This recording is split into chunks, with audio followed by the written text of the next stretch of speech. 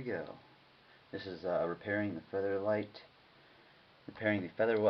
Weed Eater FL1500. It's a 150 mile per hour engine, small engine that runs off of 40 to 1, 40 parts gas, 1 part 2-cycle engine oil.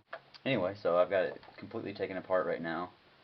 Essentially, the housing for the air compressor, if you will. And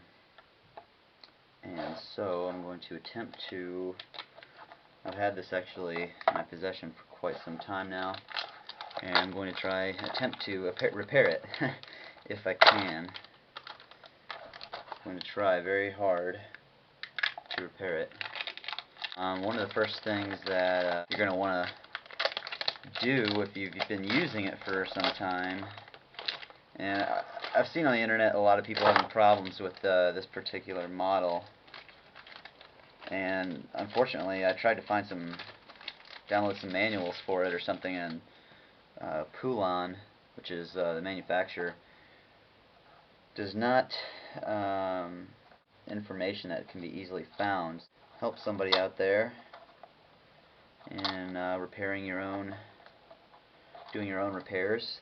I'm sure if you can do this, you can probably do a wide variety of repairs, like lawn mowers and other various things. So the first thing I'm trying to do here is I've got this contraption here. This, I guess, has to do with the pull cord, and this was the original problem with this, is the pull cord became very tense and difficult to pull. It wouldn't retract. You know, there's a lot of problems like that on the internet. So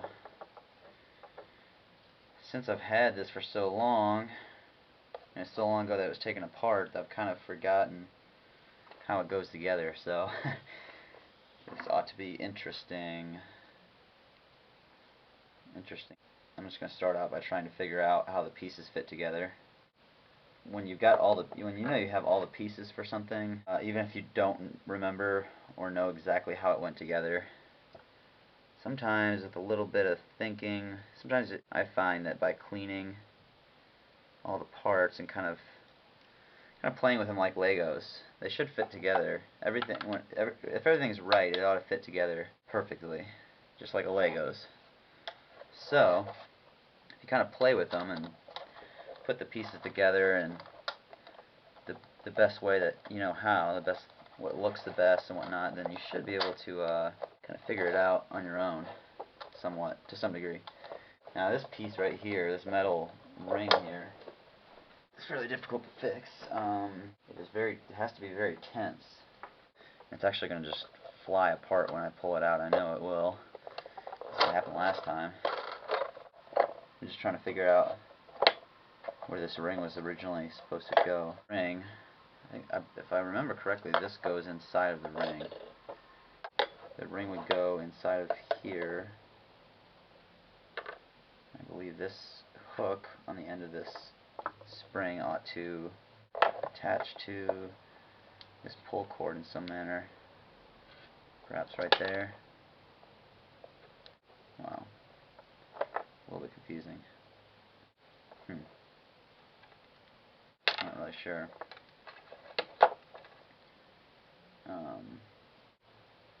I'm going to go ahead and edit this video. I know it's going to end up being very, very long, as I'm trying to figure this thing out. So I'll probably try and, I guess for YouTube, I'll have to edit it down to less than 10 minutes, which is okay. I'm just taking my time right now. Taking my time trying to get this right. This really should not even be that difficult to do once I figure it out, because as you kind of saw before, there's not that many parts that go to this. The trick is going to be putting them together the right way. Okay, take two. My camera decided to go back to sleep. Wow, I'm just really not sure. Really not sure how this goes together in the big picture, but sometimes that's the way it goes. Alright, that definitely fits there. No doubt about that. I believe that this goes here. Like that. Okay. And I think this washer nut probably goes here, maybe?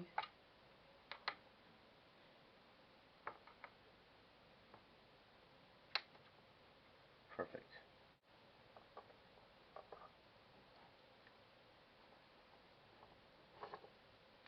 And your hands will get greasy. Okay, my best guess is that this goes like so. Doesn't have a very good fit though. It's okay, I think it'll fit later. Oh wait. Craftsman 20-piece hex key set. I highly recommend because, I mean, how many times have you needed a hex key and you know you have one but you can't, or you can't find the right size, but you have all the sizes here. Get your own little bag. As long as you keep them in this bag after you use them, you'll never be at a loss for a hex key. Now, I really recommend, with the age of the internet and with YouTube and everything else, you know, it's really, I see it as a really good opportunity for people to, you know, doing things for yourself, learning how to fix things, just being very independent, because having that wealth of knowledge that's out there and available to you, that community there allows you to be more independent, having those resources. So it's exciting. Now I must figure out how this works.